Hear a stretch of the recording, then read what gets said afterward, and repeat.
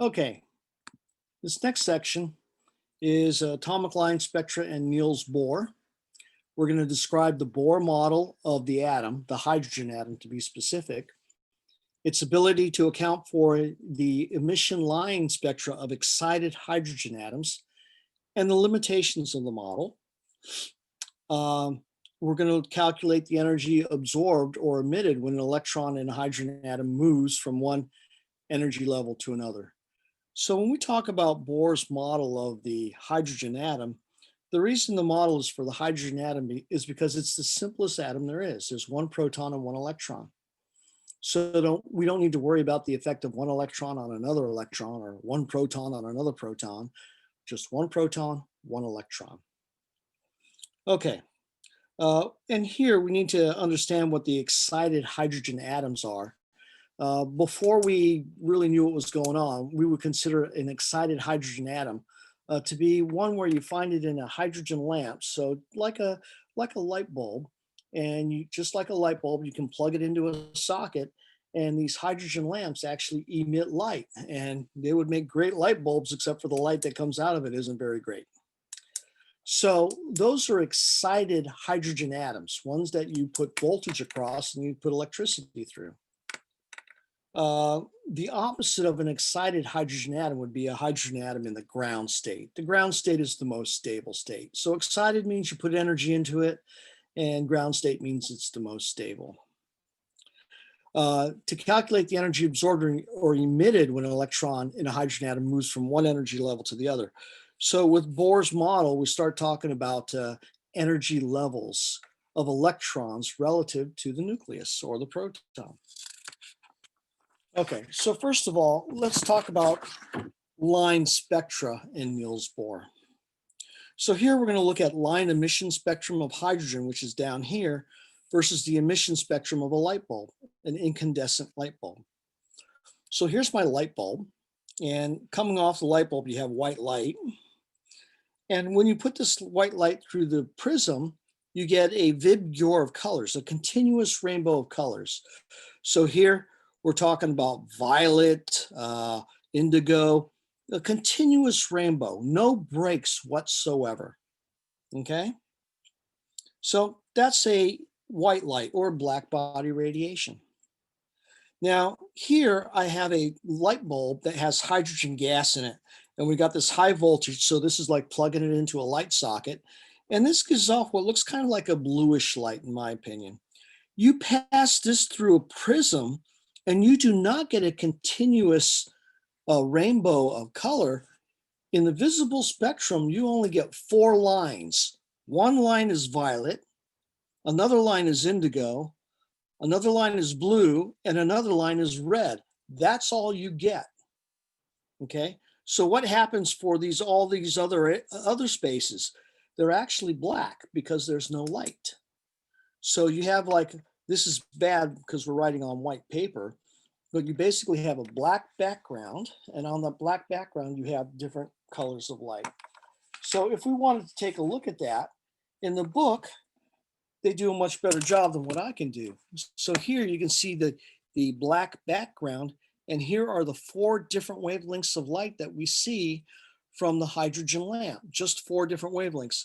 This one here that is green, in my opinion, is more of a bluish color, but that's neither here nor there.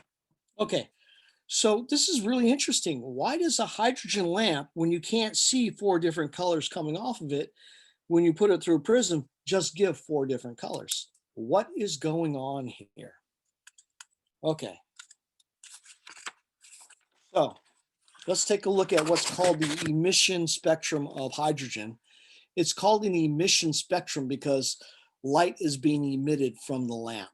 So why do we have 4 visible lines? No one really knew, but this person named Rydberg actually came up with an equation now called the Balmer equation that you could plug numbers into it and you could actually use it to calculate the 4 wavelengths that we see. So here's the equation he used, where R is called the Rydberg constant and N has to be greater than 2. So if you put 3 here, you calculate one of the wavelengths that we see. If you put 4 here, you calculate another wavelength that we see. If you put a 5 here, you calculate a third, and if you put a 6 here, you calculate the fourth. So you can actually calculate those 4 wavelengths by putting in 3, 4, 5, or 6 into this equation. We're not going to bother doing that. This is not an equation you want to memorize. Okay, so this predicted the visible wavelengths seen experimentally, but not really tied to an explanation for why those are the 4 that we see. So again here, this lambda is the wavelength, and R is the Rydberg constant, which is this value here, 1.0974 times 10 squared per meter.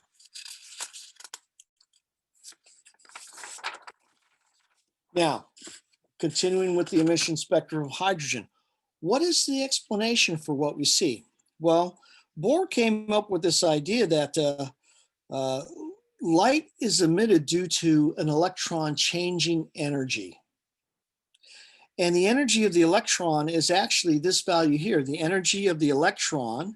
So N, we'll get to N in a little bit, is negative RHC over N squared, where R is the Rydberg constant, H is Planck's constant, C is the speed of light. And N is a quantized number. So it turns out that N could be equal to 1, 2, 3, 4, 5, or 6 on up. We also said that the energy of the electron is quantized, which means that you cannot have just any energy on the electron. It's going to be E1, E2, E3. It's got to be a specific amount of energy.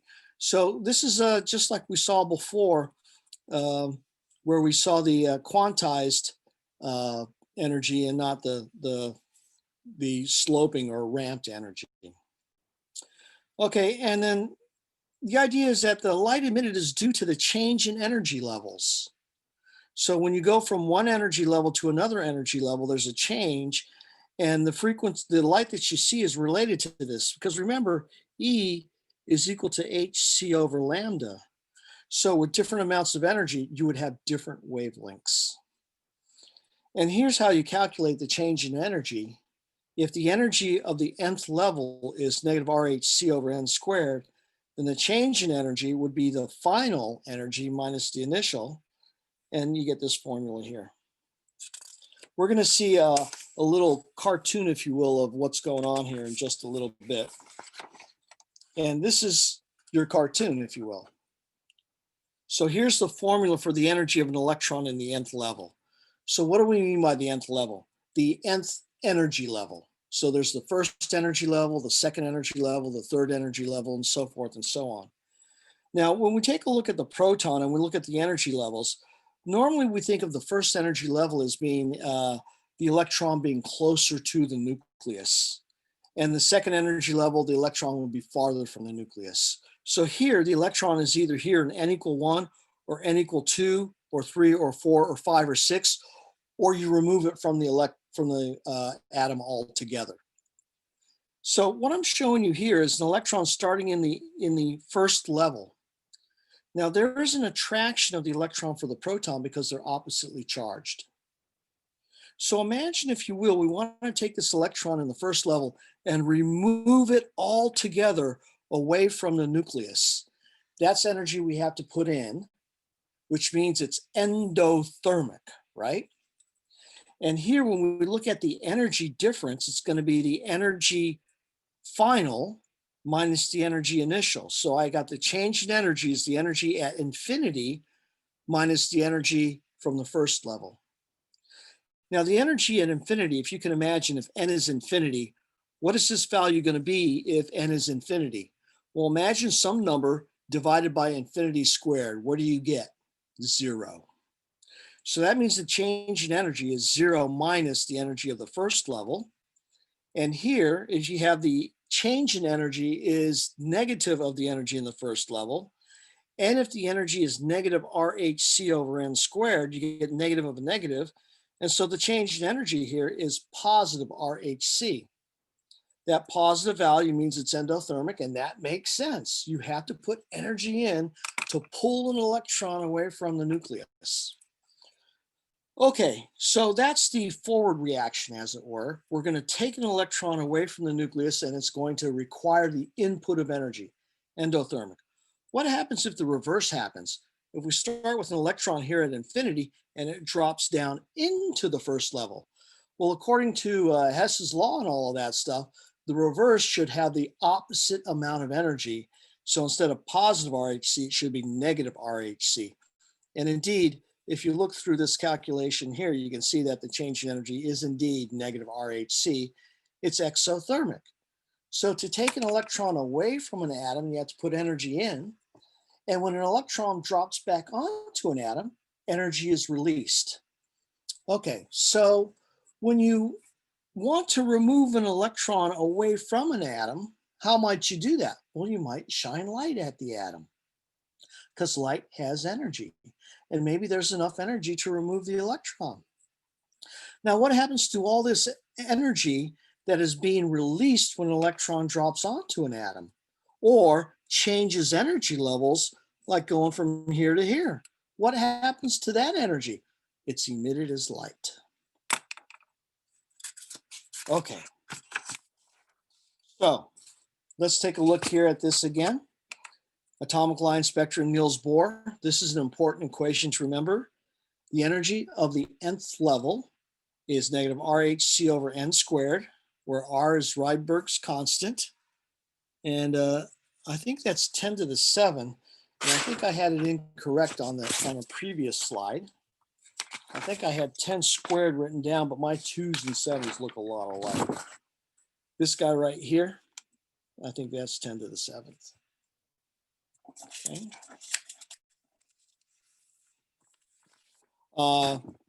Planck's constant, 6.626 times 10 to the minus 34 joule seconds.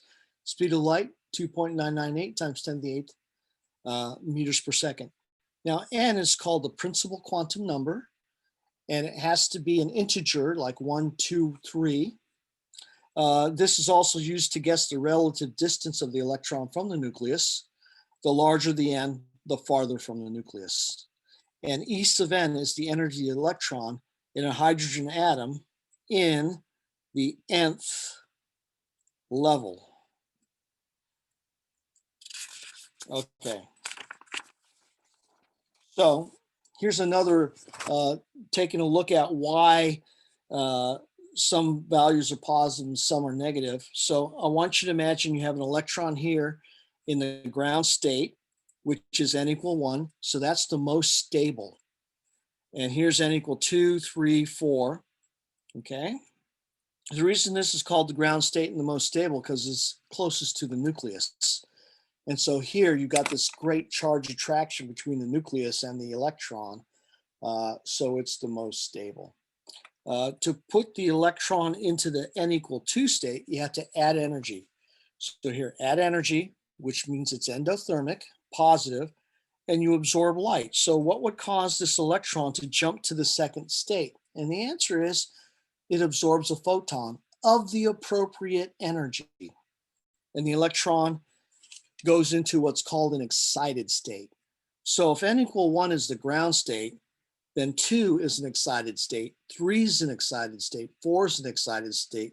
Anything above n equal 1 is an excited state. Okay, so here we have an excited electron. It's not the most stable electron in the world. And so maybe what this electron would like to do is become more stable. So it's going to drop down back into the ground state. When it drops down into the ground state, it's going to release energy, which is exothermic. And this amount of energy here will translate into a particular wavelength. Okay, so it releases light in the form of a photon.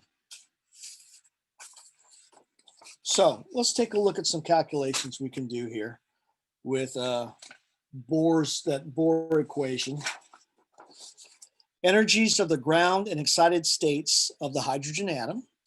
Calculate the energy of the n equal 1 and n equal 2 states of the hydrogen atom in joules per atom and in, this says kilograms per mole, but it should be kilojoules per mole. Okay, so here we've got the energy of the nth level is negative RHC over n squared. So for n equal 1, we have the energy of the first level is negative 1.09, and I never memorized Rydberg's constant. I always have to look it up. So that's what I'm doing right now. I'm looking it up. 1.0974 times 10 to the 7th per meter. So that's R. H is 6.626 times 10 to the minus 34 joule seconds. C is 2.998 times 10 to the 8th meters per second. And you can see that all of this is going to be over 1 squared. So if we put all these numbers into our calculator, let's see what we get. 1.0974 second EE to the 7 times 6.626 second EE negative 34, and then times 2.998 second EE 8, and then divided by 1. So we get 2.1. Looks like we get 4 zig figs, so 2.180 times 10 to the minus 18. And here, meters cancels with meters, second with second, so we're left with joules. And that's the energy in the first level. So let's calculate the energy of the second level. That's going to be negative RHC over 2 squared. Now, we happen to know that negative RHC is this value here, so we can just write down, oh, and I forgot my negative here, is negative 2.180 times 10 to the minus 18 joules over 4. So I'm going to divide that by 4, and I get 5.450 times 10 to the minus 19 joules. But I'm also going to write it this way, 0.5450 times 10 to the minus 18 joules. And that's a negative on both of those. So the reason I wrote it this way is so we can compare these two amounts of energy easily, because they're both times 10 to the minus 18. This is less energy than that. 2.1 is greater than 0.54. Okay. All right. So what this means here when we calculate these two values, if this is the nucleus, and this is n equal 1, and this is n equal 2, if we want to look at infinity and we want to look at this change in energy, it's negative 2.180 times 10 to the minus 18 joules released. And here, if we go to n equal 2, it's minus 0.5450 times 10 to the minus 18 joules released. So here you can see why this number is bigger than that. You've got a greater distance you're traveling, a greater change in energy when you start at infinity. And here, why this is a smaller number. Why are these numbers negative? Because energy is released, so it's exothermic. Okay. Now, what is the difference of these two states in kilojoules per mole? Well, we got to convert both of these to kilojoules per mole.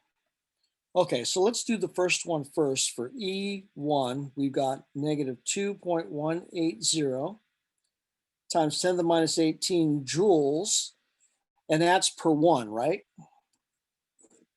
Per 1 atom or 1 electron, because this is 1 electron on 1 atom. So I'm just going to put per atom. And here, I'm going to multiply by 1 kilojoule per 1,000 joules, and that gets me the kilojoules. And then I'm going to multiply by 6.022 times 10 to the 23rd atoms per 1 mole of atoms. So we're going to get this energy per mole of atoms. Okay, so I'm going to take this number here, divide by 1,000, and then multiply by 6.022 times 10 to the 23rd. And we get 1.31. Well, it looks like I get 4 zig figs.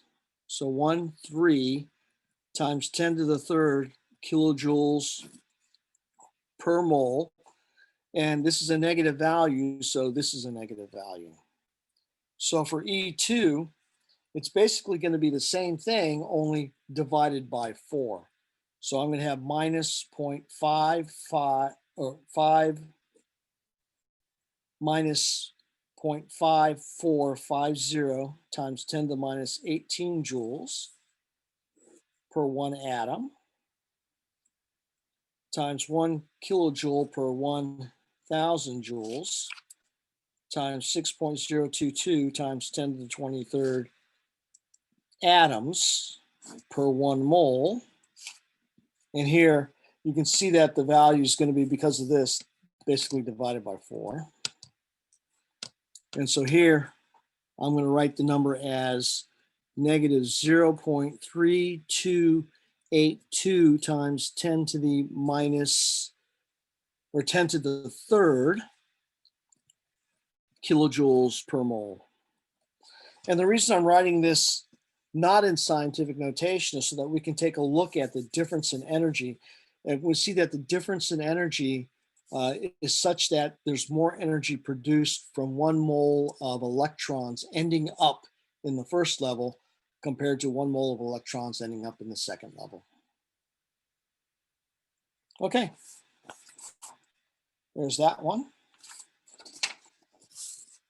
Now next we want to calculate the energy of emission lines for excited atoms.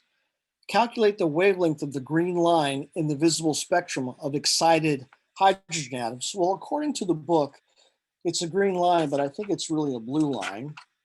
And for the green line, they have that the wavelength is equal to 486.1 nanometers. And we want to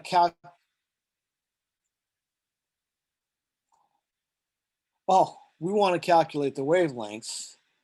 This is what the answer is supposed to be. And so clearly we didn't calculate that. So how do they want us to calculate that? They want us to calculate the change in energy. And if we take a look at the book, the change in energy is when it goes from n equals 6 to n equal 2. So n equals 6 going to n equal 2. So this is going to be the energy of the final minus the energy of the initial. Okay. All right. And so here's what we're going to do now is we're going to plug in the numbers here. So the energy of the final is we're going to end up in the second level. And we're going to start in the 6th level. So let me show you what I mean by that's where we're going to end and start. If you take a look here, here's the green level. And you can see we end up in n equal 2. Oh, and we start at n equal 4. We don't start at n equal 6. So this is n equal 4. So I've got to change a little thing. This is 4, and this is 4. Okay. Now, let me show you something about this equation that makes things a lot easier. So what we're going to do here is we're going to calculate the change in energy going from 4 to 2. And then after we do that, we're going to calculate the wavelength. So change in energy is equal to the energy final minus energy initial, which is equal to negative RHC over N final squared minus negative RHC over N initial squared. And that's going to be equal to negative RHC over 1 over N final squared minus 1 over N initial squared. And here, this is initial, and this is final, right? If we're going to end up in 2, that's the final. So this becomes negative RHC 1 over 2 squared minus 1 over 4 squared. And then the last thing we want to do is we want to recall that we actually calculated this before, and that's negative 2.180 times 10 to the minus 18 joules.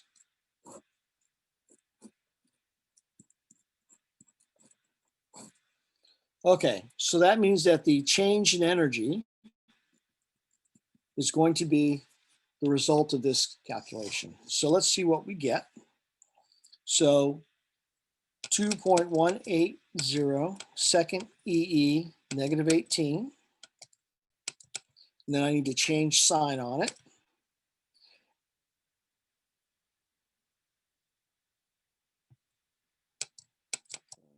.180 second EE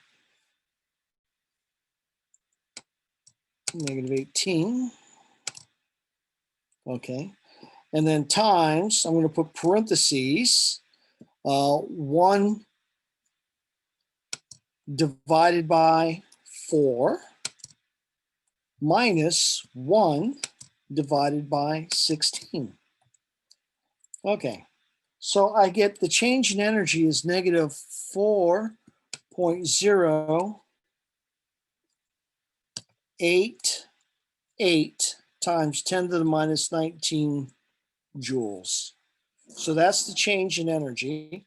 And now I want to calculate the wavelength. So I remember that energy is equal to hc over lambda. So lambda is equal to hc over energy. So when I plug values in, I get 6.626 times 10 to the minus 34 joule seconds. C is 2.998 times 10 to the 8th meters per second. And the energy is 4.088 times 10 to the minus 19 joules.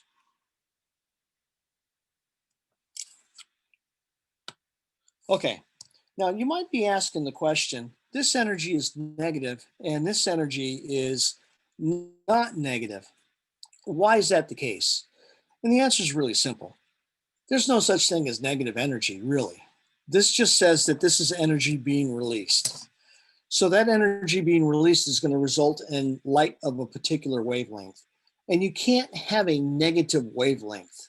So really, when you look at this wavelength calculation, it's the absolute value of that. So here, by making that a positive, I'm getting the absolute value. So let's see what we get here. I'm going to take that and do the inverse of that. Well, maybe I'm not. Okay, so I'm going to divide by 6.626 second EE negative 34 and divide by 2.998 second EE 8 and then do the inverse. So I get 4.860 times 10 to the minus 7 meters. And so that I can compare it to what the book has, I'm going to change that into nanometers. Now, I showed you how to change this into nanometers one way. Now I'm going to show you another way. I'm going to multiply by 10 to the minus 9 times 10 to the plus 9. So when I multiply by 10 to the minus 9 times 10 to the plus 9, I'm multiplying by 1. So this is 4.80 times 10 to the minus 7 times 10 to the plus 9 times 10 to the minus 9 meters. So what I've done is I've taken this 10 to the minus 9 and I placed it next to the 10 to the minus 7. And I've taken this 10 to the minus 9 and placed it next to the meter. So when I clean this up, I get 10 squared here for all of that. And here I get nanometer because 10 to the minus 9 is a nano. All right, and then when I distribute this into this, I get 486.0 nanometers. So that's what I get. And the reason I wanted to do that is because I wanted to compare it to what the book actually gives us. And here's the value that the book gives us, 286.1 nanometers. And I would argue that they are close enough to say that we must have done something right. Okay, so let's put that off to the side.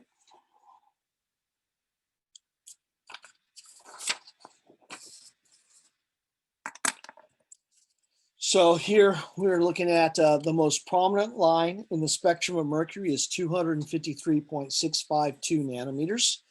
Other lines are located at 365.015 nanometers, 404.656 nanometers, 435.833 nanometers, and 1013.975 nanometers.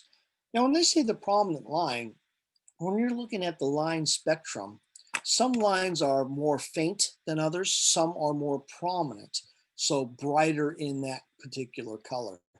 When we talk about the prominence of the line, we're really talking about the intensity of the line. Okay, so which line is most energetic? So we have all of these lines, the most prominent line and all these other lines. So which one is the most energetic? Well, we know the energy is equal to h nu, which is hc over lambda. So the most energetic must have the smallest wavelength.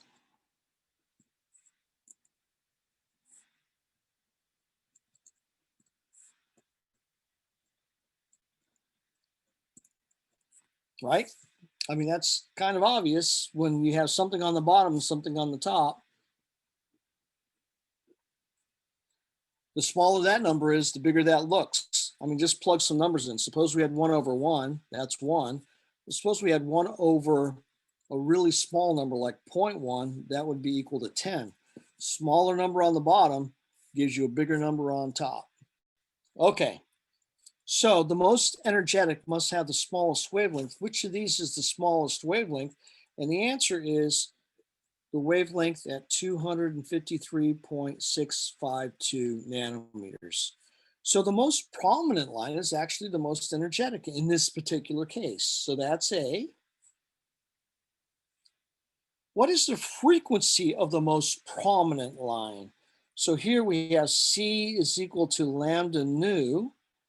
So the frequency is equal to C over lambda, which is 2.998 times 10 to the 8th meters per second, all over 253.652.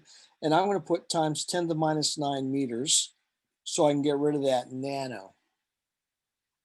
Okay, so meters cancel, and we're going to get something per second.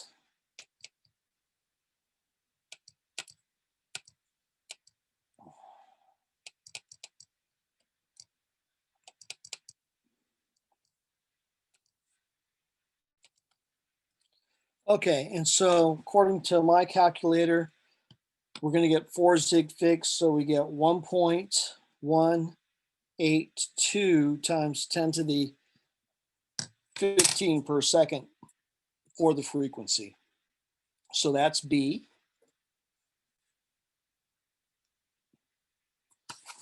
All right, let's take a look at C. Oh, we're not done with B.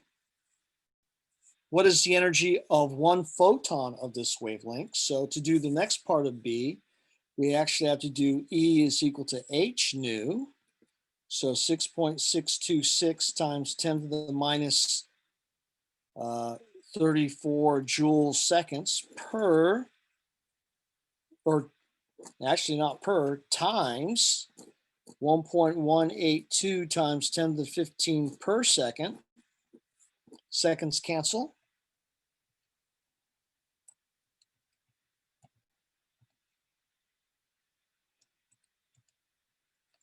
And I get 7.831 times 10 to the minus 19 joules. And that's the energy of one photon of this wavelength. And then we're asked, are any of these lines found in the visible spectrum? what color or colors are these lines? So when we look at C and we look at the colors of these lines, let's take a look at what we have here. So what is visible light? 400 to 650, 700 nanometers. So this is too short to be visible. This 365 is too short. This 404 just sneaks in. So 404.656 nanometers is going to be visible. And the 435.833 nanometers is going to be visible. And the 1013 is too long to be visible. Now, when we look at the spectrum, when we go from short wavelength to long wavelength, it's Bohr. Okay. Violet is 400 nanometers and red is 700 nanometers. Roy G. Biv is going from low energy to high energy. So here I'm going to have to call 404 violet, and I'm going to have to call 435 indigo. And those are the colors of the light at those wavelengths. Okay, good job. So let's take a look at another problem here. We're looking at atomic line spectra and Bohr's atom. So a line in the Balmer series of emission lines of excited hydrogen atoms has a wavelength of 410.2 nanometers. What color is the light emitted in this transition? And what quantum levels are involved in this emission line? So here's the Balmer series from the book. I've copied it. So we want to take a look here and try and answer this question. And in answering this question, we can see that 410 nanometers, if we go 400 nanometers to 700 nanometers, and this is Bohr, we can see that the 400 nanometers is going to be violet. So the answer to the color of light is going to be violet. Okay, what quantum levels are involved in this emission? So I'm going to look at this 410 nanometers, and it's this very first line right here. So the quantum levels are, the initial is the 6th level, and the final is the 2nd level.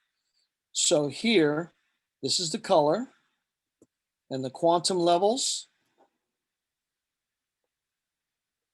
We're going to start off at 6, and we're going to go to 2.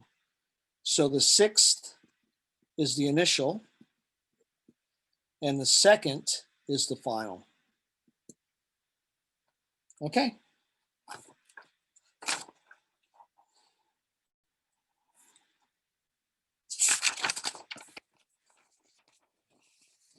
Let me see how many more of these we have. 2 more. This is the longest section of this particular module. So, atomic spectra in the Bohr atom, considering only transitions involving n equal 1 through n equal 5 energy levels for the hydrogen atom. How many emission lines are possible considering only the 5 quantum levels? So we're talking about emission lines. We're talking about photons being emitted, which means that the electron is going to travel from a high level to a low level. So here we're looking at n equal 1 through 5. So I'm going to put n equal 1, n equal 2, n equal 3, n equal 4, and n equal 5. So those are my 5 levels. And here, this is going to be an emission. How many emissions lines are possible? Well, you could have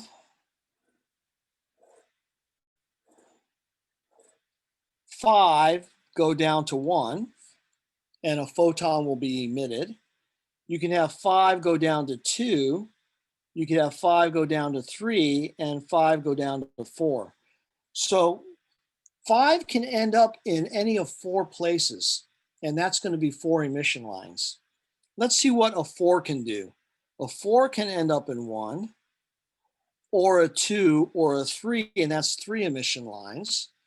Let's see where an electron starting in the 3rd can end up. It can end up in the 1st or the 2nd, And where can an electron starting in the second level end up? Only here. So if we count all of these, we have 1, 2, 3, 4, 5, 6, 7, 8, 9, 10. 10 emission lines. Okay. All right. Now, why do I not count anything like this? So here,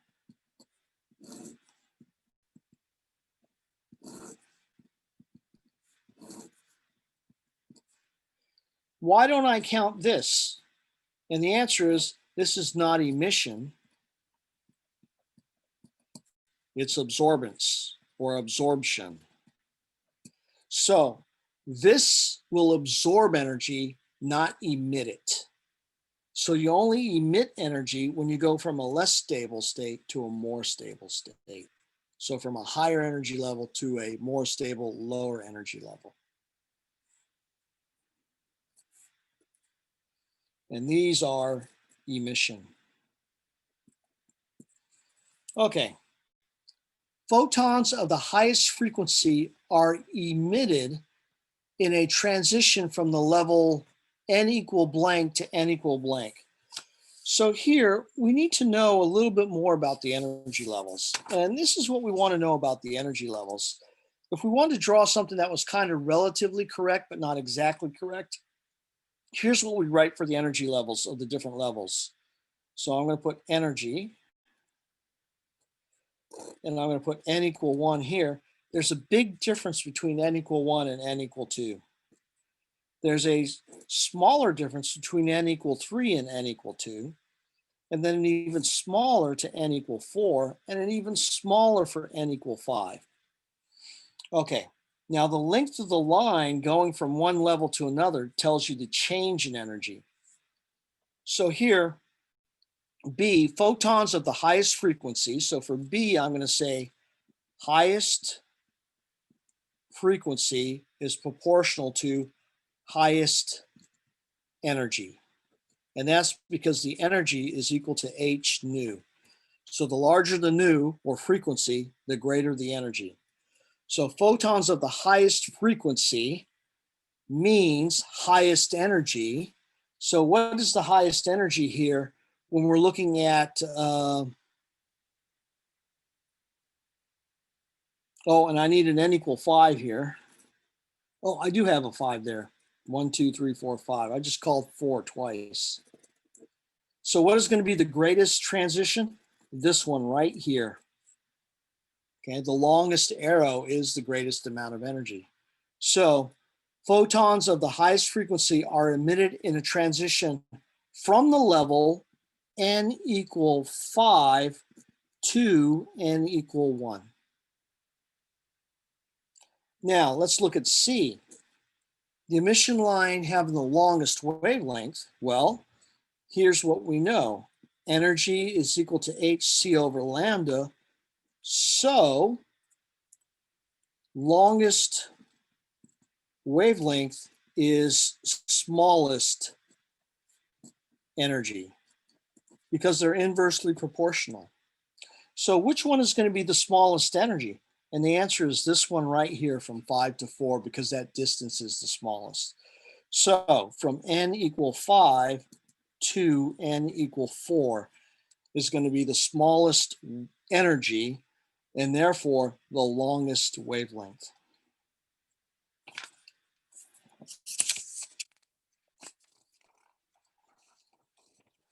Okay, and here's our last problem in this section. I know it's been a long section. The energy emitted when an electron moves from a higher energy state to a lower energy state in any atom can be observed as electromagnetic radiation, which involves the emission of less energy in the hydrogen atom. An electron moving from n equal 4 or an electron to 2 or an electron moving from n equal 3 to 2.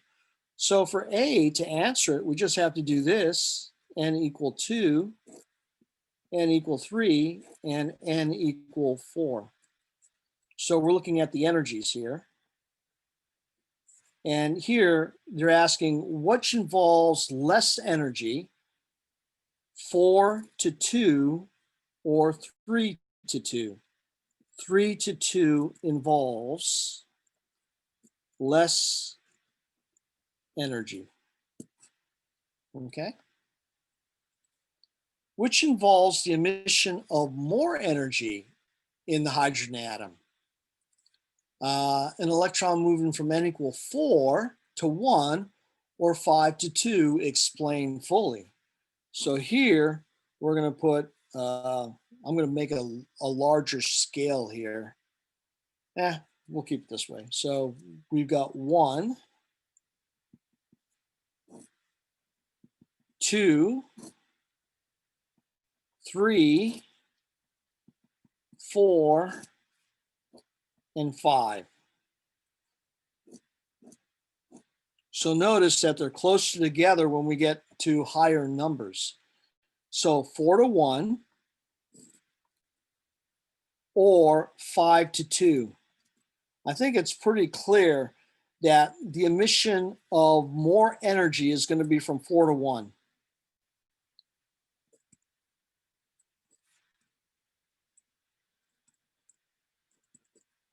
Okay, so that's B. Whoops. So how would we explain this fully? Any ideas here?